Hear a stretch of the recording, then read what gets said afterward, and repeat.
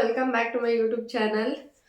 ಇವತ್ತಂತೂ ಬೆಳಗ್ಗೆ ಸಿಕ್ಕಾಪಟ್ಟೆ ಚಳಿ ಇದೆ. ವೆದರ್ ಅಂತೂ ನಿಮಗೆ ಗೊತ್ತು ಎಷ್ಟು ಚಳಿ ಇದೆ ಅಂತ ಹೇಳಿ. ಆ ಫಾಗ್ ಅನ್ನೋದು ಒಂದು ಇಬ್ಬನಿ ಥರ ಬೀಳೋ ಅಂಥದ್ದು, ಸ್ವಲ್ಪ ದೂರ ಅಷ್ಟೇ ಎಲ್ಲ ಕಾಣೋವಂಥದ್ದು, ಇನ್ನೆಲ್ಲ ಫುಲ್ಲು ಹೊಗೆ ಥರ ತುಂಬ್ಕೊಂಡ್ಬಿಟ್ಟಿರುತ್ತೆ. ಇದಂತೂ ಒಂದು 10 ಗಂಟೆ ತನಕನೂ ಹೋಗಲ್ಲ ಕೆಲವೊಂದ್ಸಲ ನಮ್ಮ ಮನೆಗಳಲ್ಲಂತೂ ಹತ್ರ. ಇವತ್ತು ಬೆಳಗಿನ ತಿಂಡಿಗೆ ಸಬ್ಸಿಗೆ ಸೊಪ್ಪು, ಕೊತ್ತಂಬರಿ, ಈರುಳ್ಳಿ, ಬೆಳ್ಳುಳ್ಳಿ, ಹಸಿರು ಮೆಣಸಿನ್ಕಾಯಿ ಎಲ್ಲದನ್ನು ಮಿಕ್ಸರ್ ಜಾರ್ನಲ್ಲಿ ರುಬ್ಬಿ ಹಾಕಿ ಮಾಡ್ತಾ ಇರುವಂಥ ದೋಸೆ ಹಿಟ್ಟಿನ ಜೊತೆಗೆ ಇದನ್ನು ಹಾಕುವಂಥದ್ದು. ಇದಕ್ಕೆ ಕಾಂಬಿನೇಷನ್ಗೆ ಚಟ್ನಿ ಆದರೂ ತೊಗೊಳ್ಬೋದು ಅಥವಾ ಜಸ್ಟ್ ತುಪ್ಪದ ಜೊತೆಯಲ್ಲಿ ಆ ಥರ ತಿನ್ನುವಂಥದ್ದು ತುಂಬಾ ಚೆನ್ನಾಗಿರುತ್ತೆ. ಸೊ ಬನ್ನಿ ವ್ಲಾಗ್ನ ಸ್ಟಾರ್ಟ್ ಮಾಡೋಣ. ಮಿಕ್ಸರ್ ಜಾರ್ನಲ್ಲಿ ನಾನು ಆಲ್ರೆಡಿ ಇದೆಲ್ಲದನ್ನು ಈರುಳ್ಳಿ, ಬೆಳ್ಳುಳ್ಳಿ, ಕೊತ್ತಂಬರಿ ಸೊಪ್ಪು ಮತ್ತು ಸಬ್ಸಿಗೆ ಸೊಪ್ಪು ಎಲ್ಲದನ್ನು ಕೂಡ ಹಾಕಿ ಚೆನ್ನಾಗಿ ನುಣ್ಣಗೆ ಗ್ರೈಂಡ್ ಮಾಡ್ಕೊಂಡಿದ್ದೀನಿ.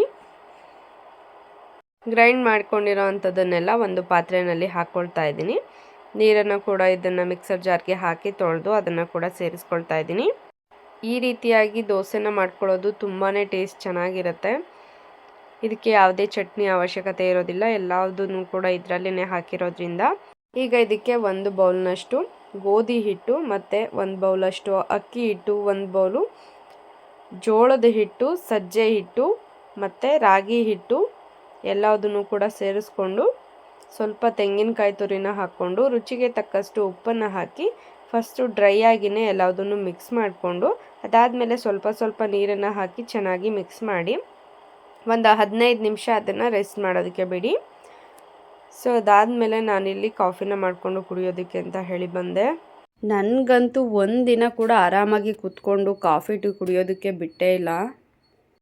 ಕಾಫಿ ಮಾಡ್ಕೊಳ್ತಾ ಇದ್ದೆ, ನಾನು ಇರೋ ಹತ್ರನೇ ಹುಡ್ಕೊಂಬಂದಿದ್ದ ಅಮ್ಮ ಬಾಯಿಲಿ ಅಂತ. ಏನು ಮಾಡಿದೀಯಪ್ಪ ಅಂತ ಕೇಳಿದ್ರೆ ನೋಡಿ ಏನು ಮಾಡಿದ್ದಾನೆ ಅಂತ ಹೇಳಿ. ಇಲ್ಲಿ ನೋಡಿ, ಇಲ್ಲಿ ಸೈಕಲ್ನ ಯಾವ ಗತಿ ಮಾಡಿದ್ದಾನೆ ಅಂತ ಹೇಳಿ ಸೀಟೆಲ್ಲ ಕಿತ್ತಾಕ್ಬಿಟ್ಟಿದ್ದಾನೆ. ಅದಂತೂ ನೆಕ್ಸ್ಟ್ ಕುಶಾಲಿನಿ ಏನು ಓಡಿಸೋ ಥರ ಇರೋದೇ ಇಲ್ಲ, ಅಷ್ಟು ಹಾಳು ಮಾಡಾಕ್ಬಿಡ್ತಾನೆ. ಅದಕ್ಕೆ ಈ ಥರ ಮುರಿದೋಗ್ಬಿಟ್ಟೈತೆ ಅಮ್ಮ, ನಾನು ಮಾಡಿಲ್ಲ ಅಂತ ಹೇಳ್ಕೊಂಡು ಬಂದಿದ್ದಾನೆ. ಬಟ್ ಮಾಡಿರೋದೆಲ್ಲ ಇವನೇನೆ.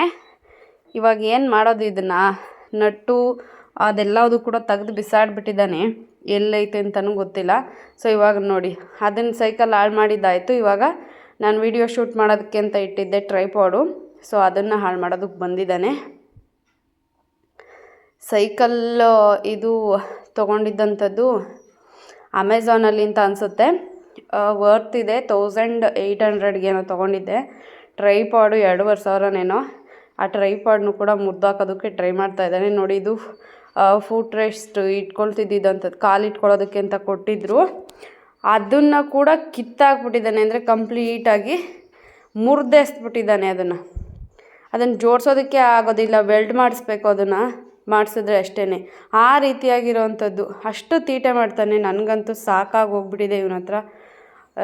ಏನು ಹೇಳೋದಕ್ಕೂ ಆಗಲ್ಲ. ಒಂದು ಮಾತು ಬೈದರೆ ಕೂಡ ಅಷ್ಟಕ್ಕೇ ಅಳ್ತಾ ನಿಂತ್ಕೊಳ್ತವೆ. ನಮಗೇ ಬೇಜಾರಾಗುತ್ತೆ, ಮತ್ತು ಅದನ್ನ ಸಮಾಧಾನ ಮಾಡಬೇಕು ನಾವೇ.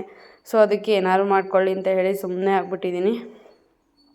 ಅದಾದಮೇಲೆ ಹೋಗಿ ದೋಸೆನೆಲ್ಲ ಬಿಟ್ಕೊಂಡು ತೊಗೊಂಡು ಬಂದಿದ್ದೆ ಇಲ್ಲಿ ಕುಶಾಲಿನಿ ಮತ್ತು ಪ್ರಿಯಾಂಶಿಬಿರಿಗೂ ತಿನ್ನಿಸೋದಕ್ಕೆ ಅಂತ ಹೇಳಿ. ದೋಸೆ ಅಂತೂ ಸಖತ್ತು ಕ್ರಿಸ್ಪಿ ಅನ್ನೋದಕ್ಕಿಂತ ಟೇಸ್ಟು ತುಂಬ ಚೆನ್ನಾಗಿರ್ತವೆ. ನಾರ್ಮಲಾಗಿ ರಾಗಿ ದೋಸೆನ ತಿನ್ನೋದಕ್ಕಿಂತ ಪಾಲಕ್ ಸೊಪ್ಪು ಈ ರೀತಿ ಏನಾದರೂ ಸೊಪ್ಪುಗಳನ್ನ ಹಾಕ್ಕೊಂಡು ತಿಂದರೆ ತುಂಬ ಚೆನ್ನಾಗಿರುತ್ತೆ ಟೇಸ್ಟು.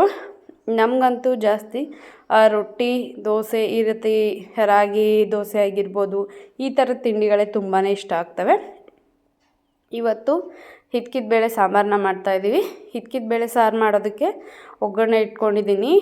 ಎಣ್ಣೆ, ಸಾಸಿವೆ, ಜೀರಿಗೆ, ಸ್ವಲ್ಪ ಕರಿಬೇವಿನ ಸೊಪ್ಪು ಮತ್ತು ಈರುಳ್ಳಿನ ಹಾಕಿ ಚೆನ್ನಾಗಿ ಫ್ರೈ ಮಾಡ್ಕೊಳ್ಬೇಕು. ಅದಾದಮೇಲೆ ಇಲ್ಲಿ ಇದ್ಕಿರೋಂಥ ಅವರೆಕಾಳನ್ನ ತೊಗೊಳ್ತಾ ಇದ್ದೀನಿ. ಇದನ್ನು ತೊಳೆಯೋ ಹಾಗಿಲ್ಲ, ಇಸ್ಕೋವಾಗ್ಲೇ ನೀಟಾಗಿ ಒಂದು ಬೌಲ್ಗೆ ಹೆಂಗಾದರೂ ಇಸ್ಕೊಳ್ಬೇಕಾಗತ್ತೆ. ವಾಶ್ ಮಾಡಿದ್ರೆ ಟೇಸ್ಟು ಸ್ವಲ್ಪ ಬೇರೆ ಥರ ಇರುತ್ತೆ. ಸೊ ಇವಾಗ ಇದನ್ನು ಕೂಡ ಸೇರಿಸ್ಕೊಂಡು ಇದನ್ನು ಚೆನ್ನಾಗಿ ಫ್ರೈ ಮಾಡ್ಕೊಳ್ಬೇಕು. ಸ್ವಲ್ಪ ಹಸಿ ವಾಸನೆ ಎಲ್ಲ ಹೋಗೋವರೆಗೂ ಫ್ರೈ ಮಾಡಿಕೊಂಡ್ರೆ ಟೇಸ್ಟ್ ಚೆನ್ನಾಗಿರೋ ಅಂಥದ್ದು. ಸ್ವಲ್ಪ ಚೆನ್ನಾಗಿ ಫ್ರೈ ಆದಮೇಲೆ ಇದಕ್ಕೆ ನೀರನ್ನು ಸೇರಿಸ್ಕೊಳ್ತಾ ಇದ್ದೀನಿ. 1-3 ಲೋಟ ನೀರನ್ನು ಸೇರಿಸ್ಕೊಂಡು ಇದು ಇವಾಗಲೇ ಸ್ವಲ್ಪ ಚೆನ್ನಾಗಿ ಬೇಯಬೇಕು. ನಾವೇನು ರುಬ್ಬಿಟ್ಕೊಂಡಿರ್ತೀವಿ ಮಸಾಲೆ, ಅದನ್ನು ಇವಾಗಲೇ ಹಾಕಿದ್ರೆ ಕಾಳು ಚೆನ್ನಾಗಿ ಬೇಯಲ್ಲ. ಒಂದು ಅರ್ಧ ಕಾಳು ಬೆಂದ ಮೇಲೆ ರುಬ್ಬಿರೋಂಥ ಮಸಾಲೆನ ಹಾಕ್ಕೊಳ್ಬೇಕು. ಇದಕ್ಕೆ ನಾರ್ಮಲ್ ಹುಳಿ ಸಾಂಬಾರಿಗೆ ಯಾವ ಥರ ರುಬ್ತೀವಿ ಅದೇ ಥರ ರುಬ್ಕೊಳ್ಬೇಕು. ಹುಣಸೆ ಹಣ್ಣು ಅಥವಾ ಟೊಮೆಟೊ ಹಣ್ಣು ಇವೆರಡನ್ನೂ ಕೂಡ ಹಾಕ್ಕೊಳ್ಳೋಗಿಲ್ಲ ಅಷ್ಟೇ. ಸೊ ಸಾಂಬಾರೆಲ್ಲ ಮುಗಿಸಿ ಬಂದಿದ್ದೀನಿ. ಇಲ್ಲಿ ಕುಶಾಲಿನಿನ ಕರ್ಕೊಂಡು ಅಡಿಕೆಕಾಯಿ ಸೀಸನ್ನು ಮುಗೀತಾ ಇದೆ. ಸೊ ಇಲ್ಲಿ ಲಾಸ್ಟ್ ಗೋಟೆಲ್ಲ ಎರ್ಕೊತಾ ಇದ್ರು ಕೂತ್ಕೊಂಡು. ಆ ಆಂಟಿರ ಹತ್ರ ಬಂದು ಕೂತ್ಕೊಂಡು ಅಜ್ಜಿ ಮೊಮ್ಮಗಳು ಮೊಮ್ಮಗ ಎಲ್ಲ ಆಟ ಆಡ್ತಾಯಿದ್ರು. ನಾನು ಕೂಡ ಪ್ರೇಯನ್ಸ್ನ ಸೈಕಲಲ್ಲಿ ಕೂರಿಸ್ಕೊಂಡು ಸ್ವಲ್ಪ ಹೊತ್ತು ಓಡಾಡಿಸ್ತಾ ಇದ್ದೆ. ಕುಶಾಲಿನಿಗೆ ಇವಾಗಲೇ ಸೈಕಲ್ ಮೇಲೆ ಇಂಟ್ರೆಸ್ಟ್ ಜಾಸ್ತಿ ಆಗಿಬಿಟ್ಟಿದೆ. ನನಗೂ ಬೇಕು ಅಂತ ಹೇಳಿ ತುಂಬ ಸಲ ಕೇಳ್ತಾಳೆ. ಇಲ್ಲಿ ನೋಡಿ ಎಲ್ಲದೂ ಕೆಲಸನ ಮಾಡ್ಕೊಳ್ತಾ ಇದ್ದಾರೆ.